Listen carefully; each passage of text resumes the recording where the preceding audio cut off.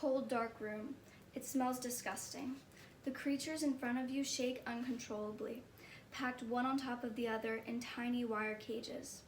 To eat, they only have crumbs in front of them, and to drink, only a dirty bowl of water.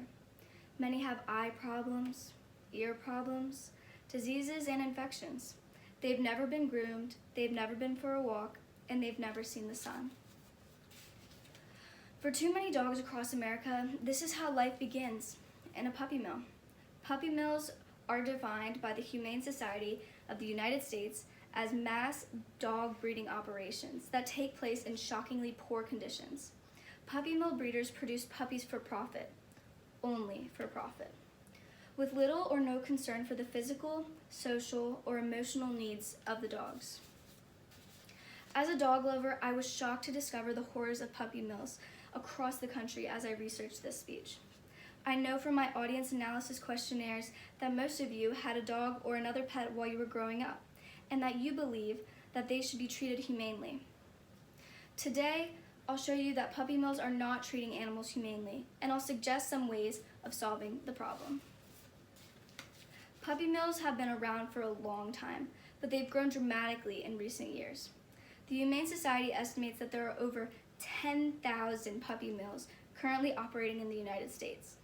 According to Stephanie Shane, the Society's Director of Outreach for Companionable Animals, of the 7 to 9 million dogs sold in this country each year, 2 to 4 million dogs sold in this country come from puppy mills. That's double the number from only a decade ago. Rather than producing the healthy, happy pets that millions of families dream of, puppy mills produce dogs with canine herpes, respiratory infections, parasites, seizures, and E. coli. Dogs that are lucky enough to escape these diseases often have rotten teeth, missing eyes or limbs, hip disorders, skin problems, and a host of other deformities. In addition to suffering from physical problems, dogs in puppy mills are often emotionally unstable. Some are dangerously violent, some are apathetic and lack any desire to interact with people or animals. Because of the overcrowding in puppy mills, some animals literally go crazy and chew off the ears, legs, and tails of other dogs. But you can see for yourself what the dogs have to endure. Here's a picture of puppy mills provided by the U.S. Humane Society. As you can see, the cages are stacked, one on top of the other, and the dogs are packed into cages, like sardines in a can. The dogs are not let out to go to the bathroom, so the cages are filled with waste and become breeding grounds for diseases I mentioned earlier in my speech. You can get a better sense of how disgusting puppy mills are from this photo, taken after the dogs were removed by animal officials. You can see how narrow the cages are and how they're cramped one against the other. You can see that there is filth and debris everywhere.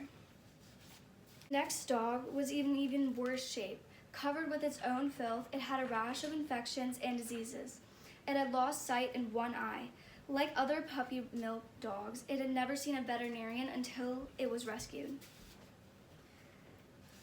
It's time that we stop the horrors of puppy mills and help dogs and dog owners alike.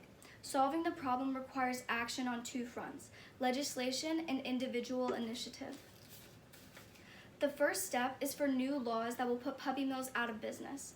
Current laws, such as the Animal Welfare Act, are ineffective at best. This law only regulates a small number of breeders, leaving countless puppy mills to operate under the radar. Here's the legislation I propose. It's based on a combination of proposals that have been presented in several states. All dog breeders who produce more than 30 puppies a year should be required to register with their state's Department of Agriculture, which would inspect dog breeding facilities just as the health department inspects restaurants. Breeders with dogs in substandard conditions would be dealt with accordingly. A first offense would result in a fine of $3,000. A second offense would result in a fine of $5,000, and a third offense would result in a fine of $10,000 and 90 days in jail, plus permanent loss of the breeder's license in every state of the union. But legislation alone won't do the job. You and I also have a part to play. We have to take the profit out of puppy mills by making sure we don't purchase dogs produced by puppy mills. We can do this by following the guidelines laid out by the Humane Society. First, consider adopting a dog from a trusted animal shelter instead of buying a new dog. The animal shelter will make sure the dog is free of physical and behavioral problems. Second, if you decide to buy a new dog, visit the breeder's premises. If the breeder refuses to let you see the premises or wants to meet you somewhere else, do not buy from that breeder. Third, don't buy a dog from a pet store. The Humane Society has found that most dogs in pet stores actually come from puppy mills. And fourth, don't be fooled by advertising. Just because an ad promises that a dog has been, quote, family raised or has a health certificate doesn't mean it's true.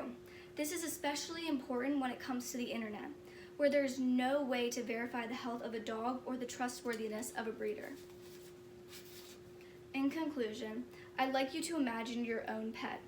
No matter what kind of animal it might be, living in the conditions endured by dogs in puppy mills.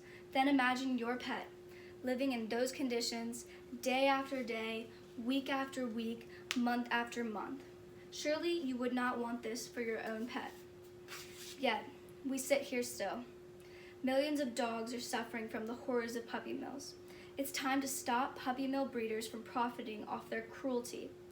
Even if, as the movie title says, all dogs go to heaven, we should not allow them to start their lives in hell.